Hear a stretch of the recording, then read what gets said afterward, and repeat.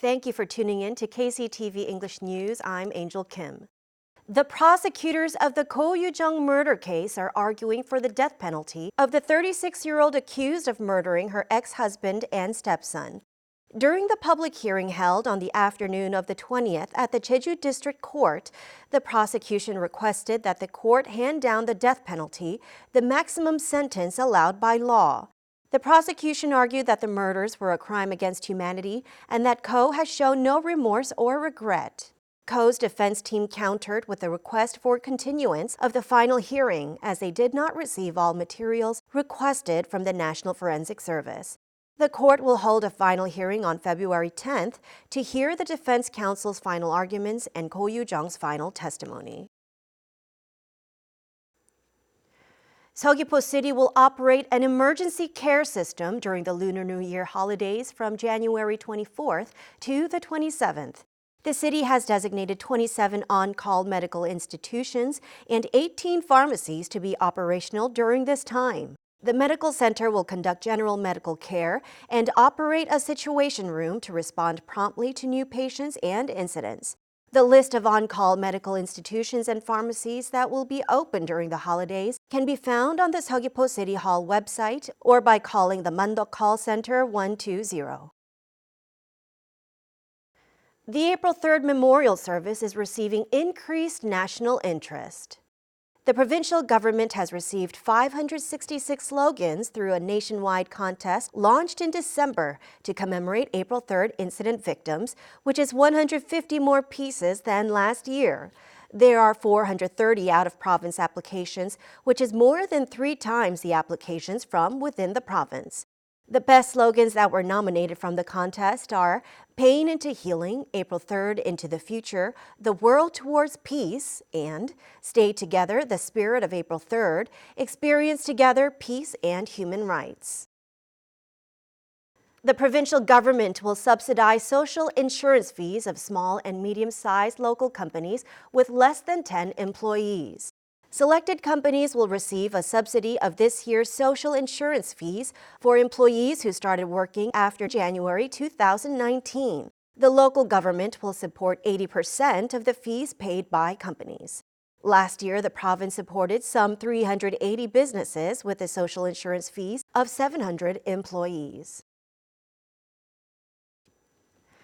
The Jeju Tourism Organization is planning to spend 300 million won to hold the Hallyu Festival this year.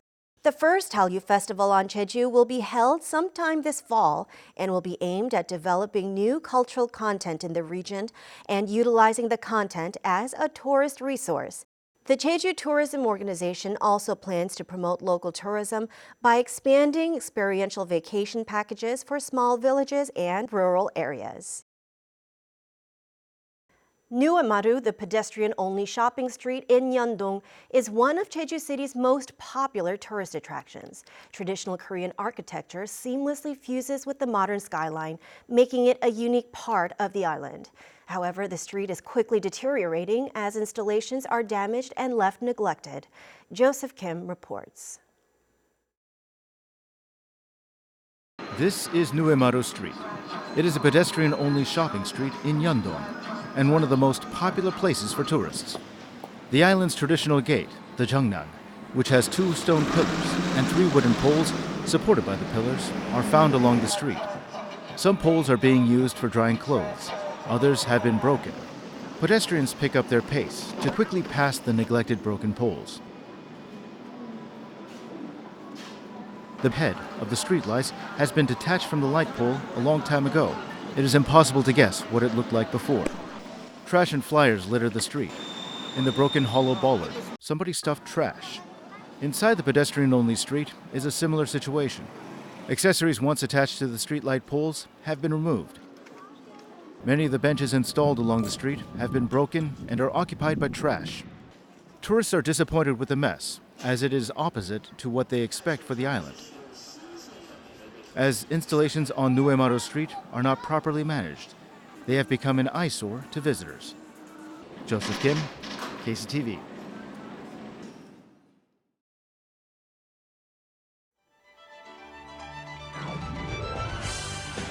Hallym Park is displaying over 500,000 daffodils in its annual Narcissus Festival.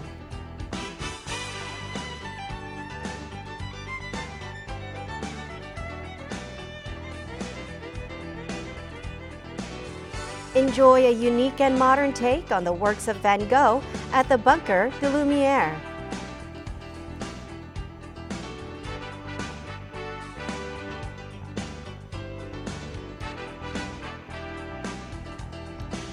Pick some fruit, ride horses, feed farm animals, and more at Huedi Natural Park's Camellia Festival.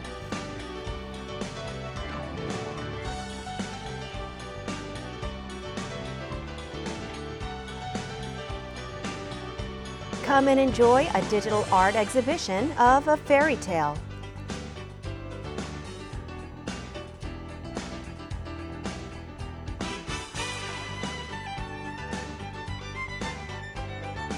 The popular and comedic performance of the Jeju Nanta Company is staged daily at 5 p.m. at the Nanta Theater in Jeju City.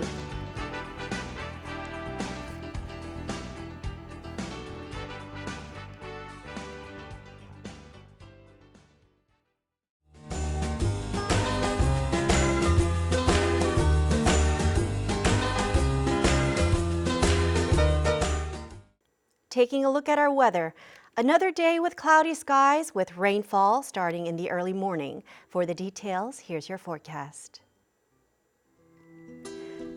The morning low in Jeju City will be 8 and the afternoon high 14 degrees.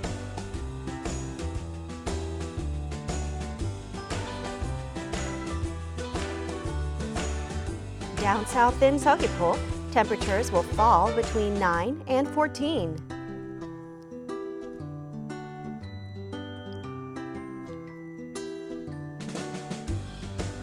The low before lunch in Seongsan will be 7 and the high in the afternoon 14 degrees.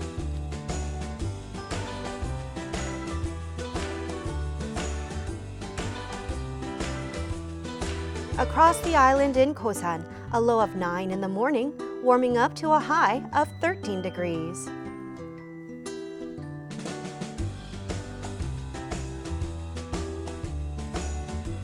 Up on the mountain at Songpanat, the morning low is at 3 degrees, topping off at 9 degrees in the afternoon.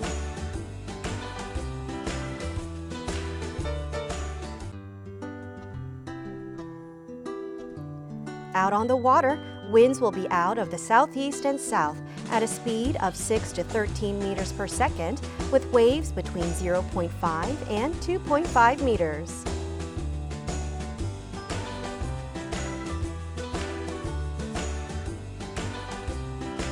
And here's a look ahead.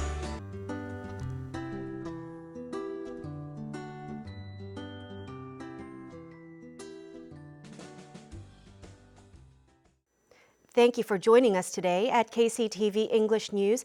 You can follow us on YouTube at KCTV E! News Jeju and on KCTV's VOD service.